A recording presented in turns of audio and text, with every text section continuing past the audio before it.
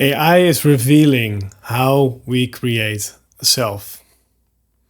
In our conversations with AI, it's hard to not make it personal.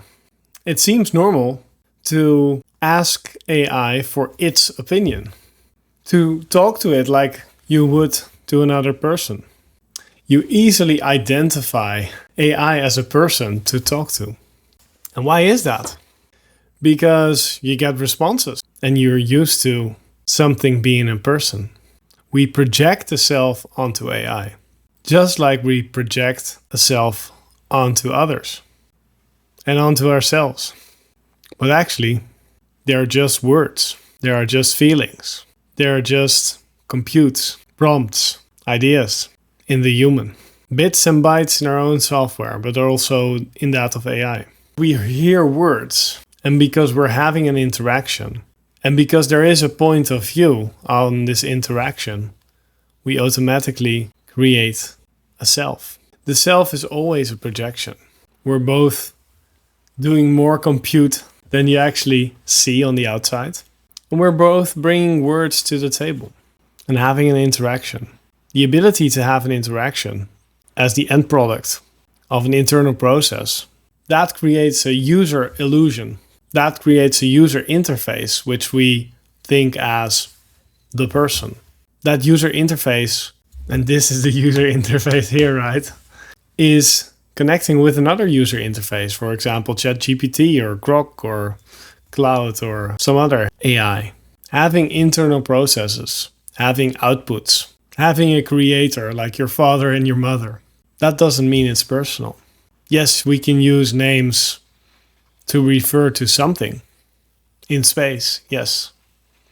We can refer to Earth, we can refer to Argentina, we can refer to this case.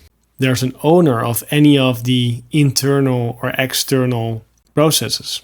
The fact that it's happening doesn't mean that there's a self that's making it happen.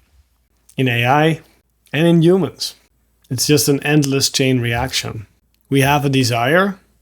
We ask AI, how should we go about the realization of this desire?